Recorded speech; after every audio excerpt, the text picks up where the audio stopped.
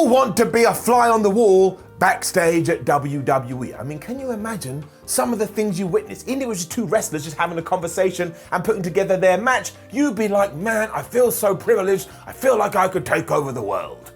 Don't know what that means, but we're weird wrestling fans. We're kind of nerdy, we're kind of geeky, and it's just what we get off on.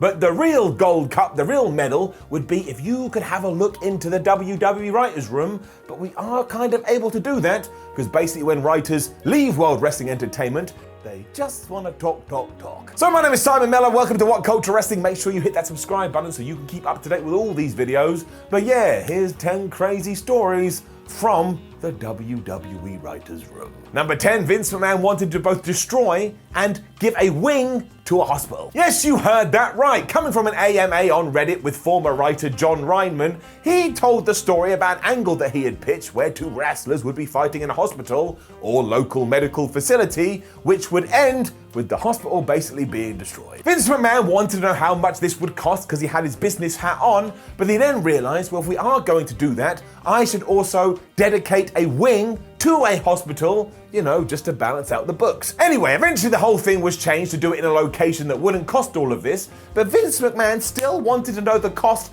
of dedicating a wing to a hospital, because I guess he just thought it was the right thing to do. So if one day you are walking around your local medical facility and you walk down a corridor, look up, and it is dedicated to one Vincent Kennedy McMahon, well, now you know why he decided to go through with it. Number 9, the frustrations of Triple H. Now we have no official proof of this, but there is so many rumblings and rumors and murmurings that one of the most frustrated people in WWE when it comes to the creative is none other than Triple H. So he would be number 1 on that list, but in my list, he's number 9. Going back a few years though, to when a random caller rang up the Pro Wrestling Torch podcast and just talked about all this, saying they had a friend backstage in WWE, which I know sounds ridiculous, but they claimed that Shane McMahon, Stephanie McMahon, and Paul Levesque, Triple H, the Game, the King of Kings, there's about 1,000 names, but all of them go to Vince McMahon and say, we should do this, and we should do that, and we shouldn't do this, and we shouldn't do that. And Vince is like, I don't care what you have to say, the buck stops with me, and I'm Mr. Buck. It's all wrapped around these other tales that you hear about Raw and SmackDown being rewritten last minute,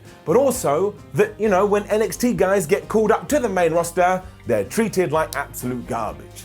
That one doesn't take a genius. Imagine you had a company and you put your heart and soul into it, and then you promoted them, so to speak, and they were treated like crap.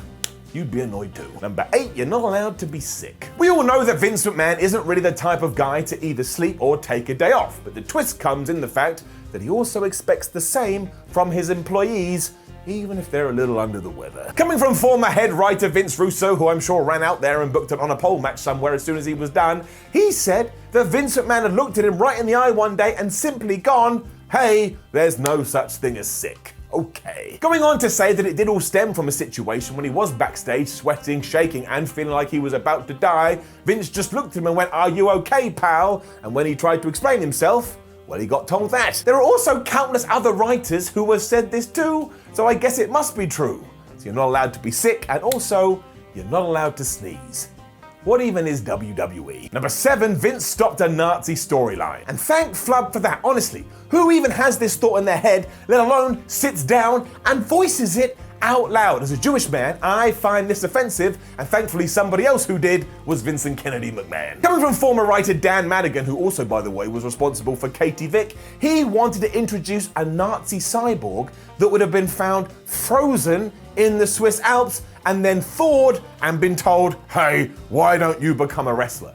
And just to add the icing on the cake, his other concept was that he would be managed by Paul Heyman, because of course Paul Heyman was Jewish. If this had actually happened, I wouldn't be standing here now, because I would have stopped watching World Wrestling Entertainment. They even had a name that would have been Baron von Barber, but thankfully, yeah, when Vince heard this, he silently stood up and he left the room, because I'm hoping he realized as well, it was utter garbage. Madigan is the guy who has talked about this in interviews too, so don't shoot me, I'm merely the messenger. But what an absolute goober. Number 6, writers listen to wrestling podcasts. Which makes sense if you do think about it. I mean, if you're in an industry where fan service is everything, why wouldn't you go online and listen to the fans? I mean, I know some of them can be nuts, but some wrestlers can be nuts too.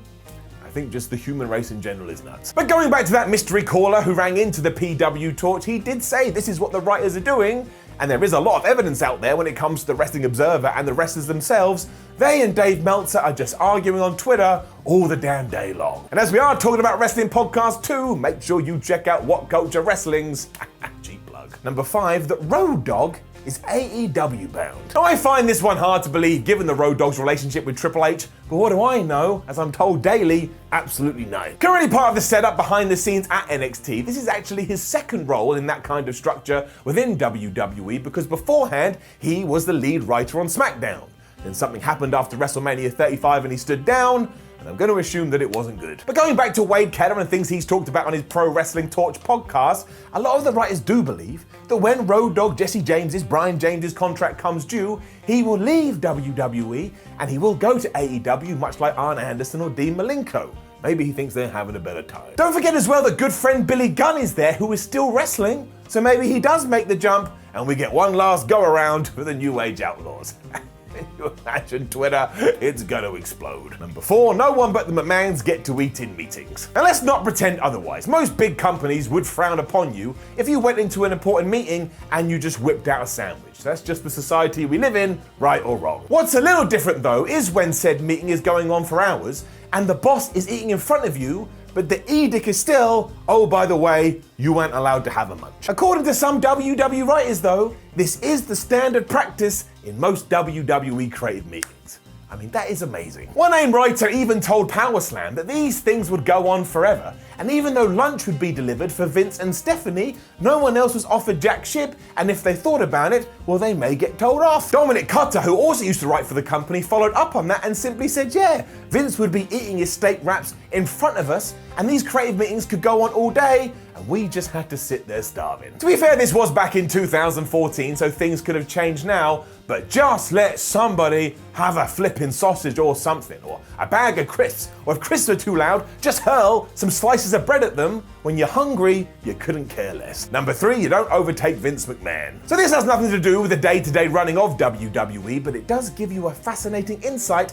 into the mind of Vince McMahon, because former WWE writer Court Bauer, who now heads up MLW, the promotion, he once said that he had a drag race with Vince McMahon, and when he caught up to Vince McMahon's car, Vince tried to run him off the road. Talking to Brian Alvarez and the Wrestling Observer, Court would say this all happened after a creative meeting when Vince just came up with the idea, and because Bauer was driving a kind of crappy car, but Vince had a really good car, he couldn't handle the two vehicles being side by side, so his tactic was, well, I'll just ram him off the road and we'll see what happens. Alvarez's follow-up question was naturally, was this Vince trying to kill you? To which Court Bauer replied, let's just say, Vince likes to win. Number 2, you avoid hungry Vince. I mean, surely we all get this one. Like if you bumped into me and I was hungry, I would probably just eat your fries if you were eating fries, or yell at you like a crazy person if I needed some food in my tum-tum. Either way, it has been detailed by many people that you never approach Vince McMahon when he's hungry. Even if you have the greatest idea in wrestling history, if he hasn't eaten one of his steak wraps, he's not gonna listen to it, and it's just gonna fall on the floor. Chris Jericho has even chatted about this and said he'd always check with other people to make sure Vince had eaten before he'd knock on his office, and once again Court Bauer was able to follow up on this. He would go out of his way to ensure that McMahon had eaten before a meeting, because otherwise he knew it was just gonna be hell on earth. To sum it up, Bauer would compare a hungry McMahon to a hungry tiger. And Jericho also had some choice words where he said there's two versions of Vince you never want to see. One was this guy, and the other was Vince when he's trying to prove that his dick is bigger than yours. Number 1, the experience. Right, some controversy to start off. I'm sure that you know that WWE employs around 30, 40, 50 writers to write their TV shows, but also that some of them have no wrestling experience. And you know what? That makes all the sense in the world. If you're not looking at it from a wrestling perspective, you may be able to come up with a really good idea or a really good thought process for an angle because you're using your wider knowledge. The problem, however, is that it seems the WWE isn't interested in anybody that has any wrestling knowledge, and they'd rather have Hollywood guys or TV guys or music guys or soap opera guys and so on and so forth. I mean, basically they want individuals that wouldn't know a wristwatch from a wrist lock. And now I'm gonna celebrate for the rest of the day because I have been trying to work that saying into a video for around about 4 years. Idiots. But sparked into conversation due to a recruitment video that WWE did release, there are just a bunch of guys basically saying, yeah, I don't know anything about wrestling, but I'm really happy to have this job. And the one guy that really pissed everyone off is he looks into the camera and he says, you know what, my experience is anything but WWE. and he's really proud about this, and then yeah, social media just freaked out. Variety is the spice of life, but of course you need to have some people on your books that know that it was Andre that got slammed by Hogan. Otherwise, what are we doing? Nobody would let me be a brain surgeon, but they would let me be a WWE writer. That doesn't prove my point at all, but hopefully you figured it out anyway. Know of any other crazy stories you've heard about Vince McMahon in the writing room? Make sure you put them in the comments below for everybody else, and then like the video, share the video, and subscribe. Head over to whatculture.com, read yourself some articles, follow What Culture on Twitter, What Culture WWE, and watch more videos here on What Culture Wrestling. My name is Simon from What Culture. Thank you very much for joining me, and I'll see you when I see you.